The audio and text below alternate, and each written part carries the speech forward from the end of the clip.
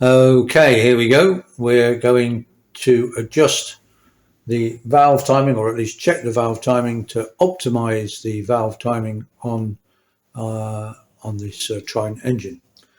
First and foremost, let me say that all of this stuff I'm going to do now, I got was given to me by Richard Darby of 3D Motorcycles in Wolverhampton. Okay, and if you ever want any work done on your bike or anything like that, then he is Mr. Triple, if you like.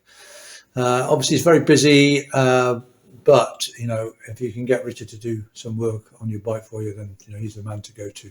Richard Darby, 3D Motorcycles, and everything I'm going to talk you through now is from him.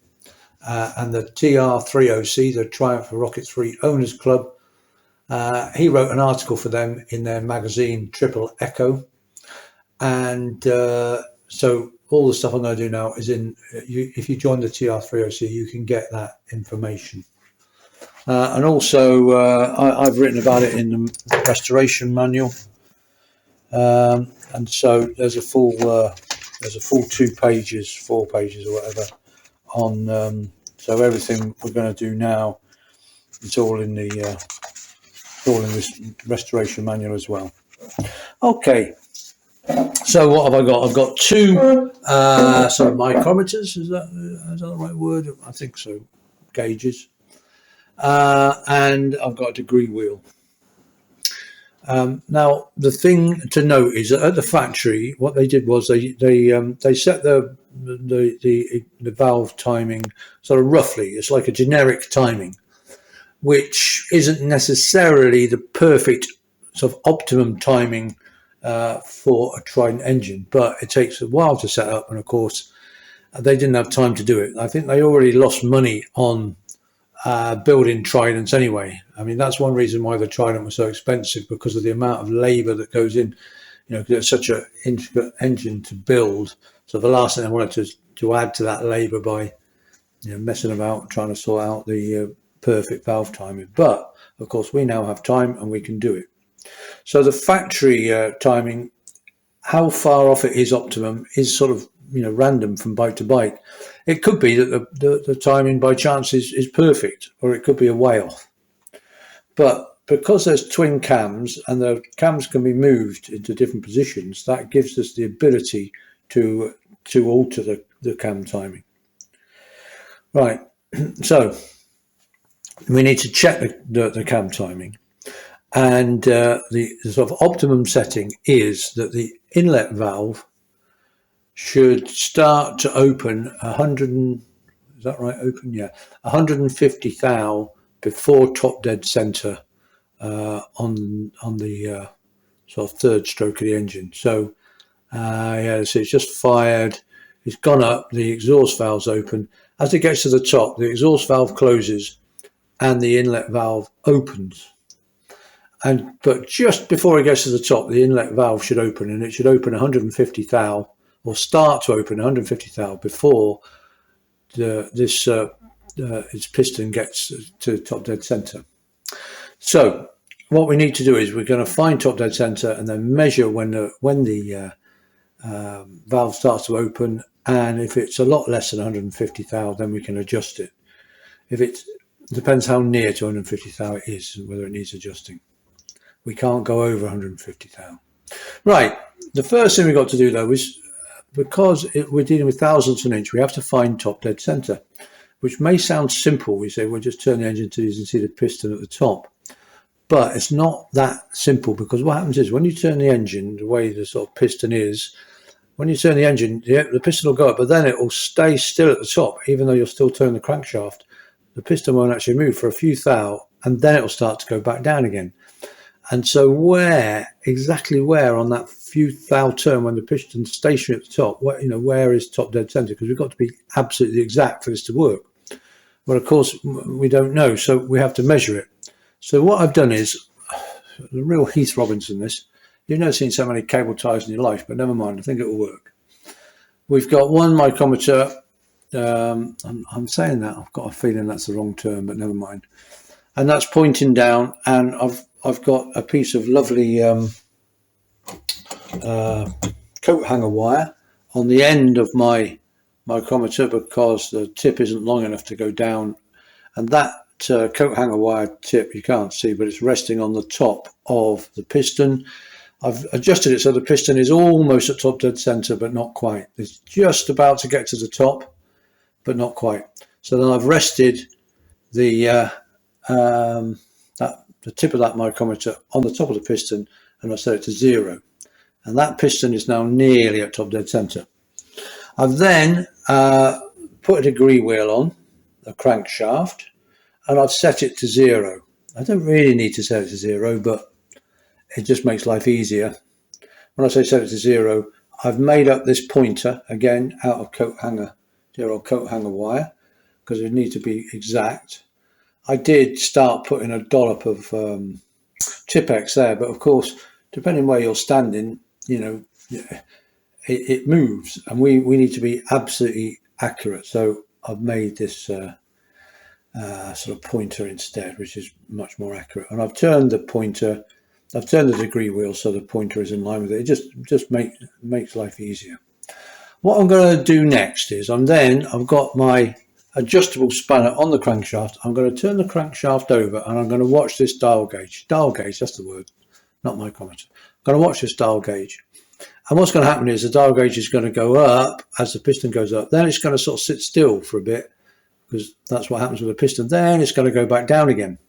And what I'm going to do is I'm going to turn it. This gauge will go up, and then it will stay, and then it'll go back down again. When it gets back down to where it is now, I've zeroed it at 0.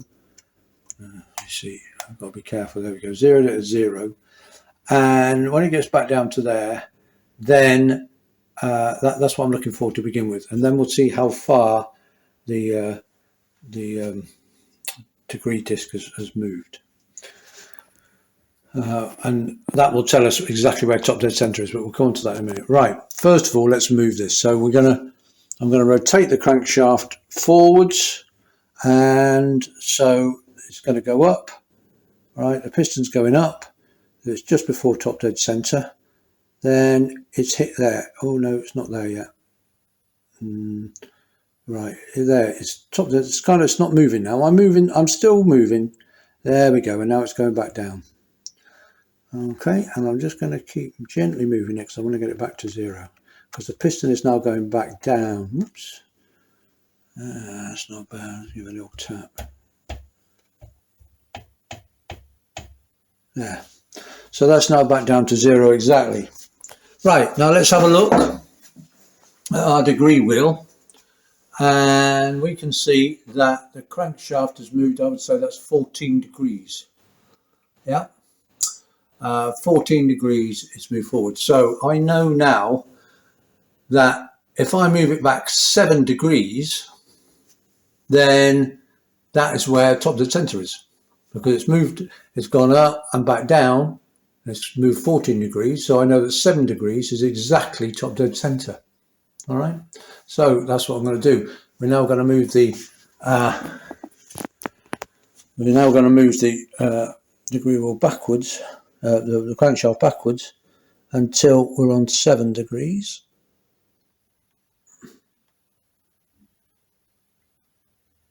There we go. And I think that's 7, is that? Yeah, so that's now on 7. Yeah. So I'd say that is now dead on top dead center. Okay.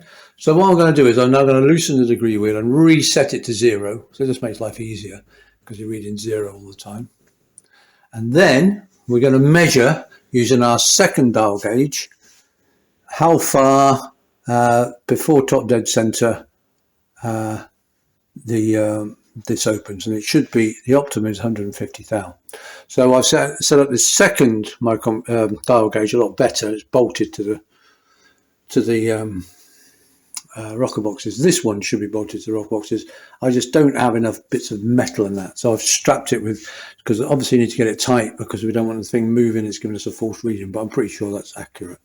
But obviously, really, ideally, it should be bolted down so I'm getting a dead accurate reading. But anyway, this one's bolted down, and the tip of this one is resting on the collets of the valve spring. Okay.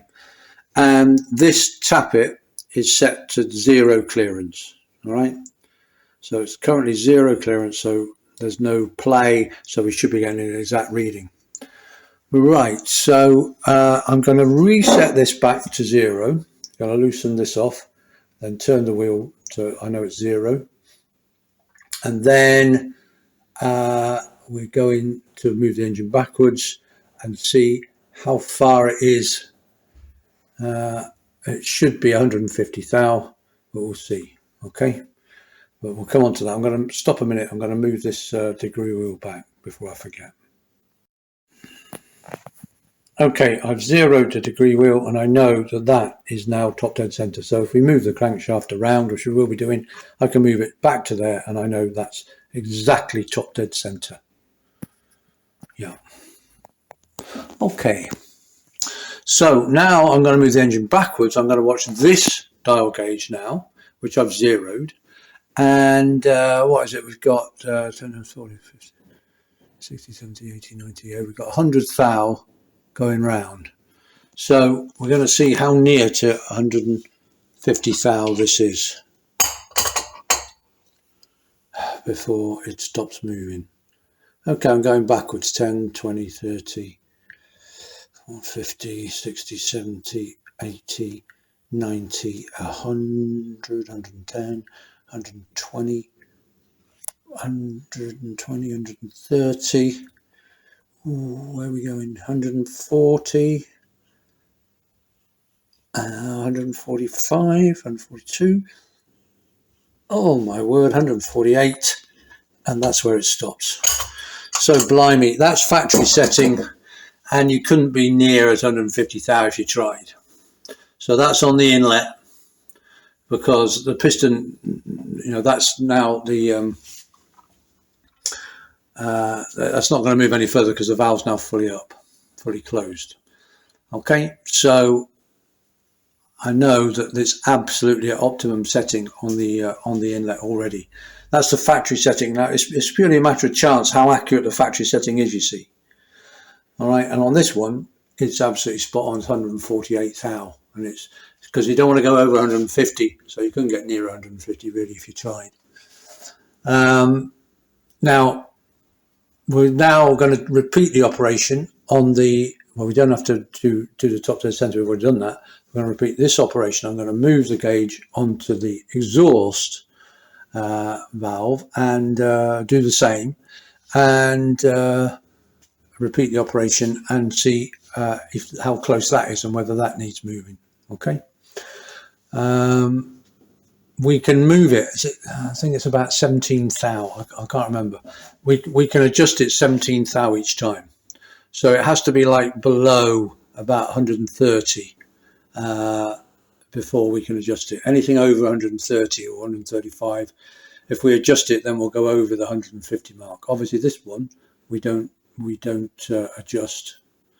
But if it was like 125, say, then we can adjust it another 17. You know, get it up over the 140 mark. But obviously this one doesn't need adjusting. Let's see what the exhaust one's doing. Okay, well that's what we're doing. We're turning it and measuring when this starts to open, and 150 thou is the optimum. And this is 148 thou. So not bad. Okay, I'm going to stop filming. I'm going to move this gauge over to this side, and we'll now measure the see how accurate the exhaust cam is. Okay, so now we're going to see what the settings like for the exhaust cam. So I've moved the dial gauge over to the exhaust side, and we've got the point resting on the valve collets. Oh, now, did I remember? I'll tell you what, I need to just I need to check that there's no play on this rocker. I don't think there is, but I better just check because we need to have 0 play. Yeah, okay, I've checked it, and indeed that's set to 0 play. We've got the degree disc set to exact top dead center again, as per the marker. So we're going to turn the engine forward this time. We turned it backwards this time. I'm going to turn it forwards and see exactly when this valve, whoops, is going to close in this case. So we're around 100, 110, 120, 130, 140, 142.3, I would say. Yeah, and so again, amazingly within tolerance. So we know that neither by chance the timing, the factory standard timing, is accurate or as optimum as it can be, because we can only adjust it by about 17 degrees each time. So obviously if we adjusted it now, it would go up to what, 158 or something, which is over 150, and we can't go over 150. Let's say that we did need to adjust it. Then you can't see it now because I've got the nuts on, but there are 3 keyways on these pinions, and that's why there are 3 keyways, so that you can turn the pinions. So what we would do is we would take the pinion off and we would turn it to the next keyway. I think we turn it forward, we turn it clockwise on the inlet pinion to increase the value, and we turn it anti-clockwise on the exhaust pinion to increase the value. So basically you take the pinion off, turn it to the next keyway and put it on. Now the clever thing is that these pinions, as I was saying ages ago, aren't exactly teethed exactly the same. So when we move it, if we moved it to the next keyway, that would actually move the pinion round 1/3 of a tooth. They're not exactly even. So every time we move, it moves it round 1/3 of a tooth. And that is equivalent to about 15, 16, 17 degrees change in the valve timing. So let's say we got a reading of 130. We took the pinion off, we moved it round to the next keyway, put it back on, which is difficult because you've got to line up the keyway and that, and of course it's moved 1/3 of a tooth. But anyway, we then put it back on, do it again, and then let's say it was 130, it should now be about 147, something like that. So that's what you do, and that's why there are 3 keyways on these pinions, because you can adjust things to get them optimum. But by chance, the factory setting on this one is optimum, so we leave it. Okay.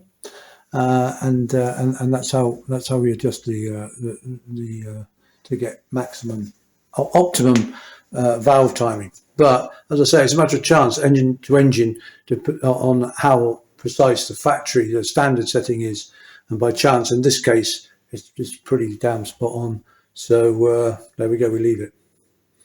I hope that's clear.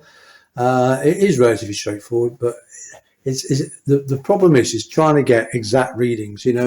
I've got Heath Robinson thing here and bits of coat hanger and this, that, and the other, and so you've got to be careful, and that's why I put this sort of pointer on, to try and get things absolutely exact, because you're dealing with thousandths of an inch, or 1 or 2 degrees here or there, and it makes a massive difference. So that's the main problem, is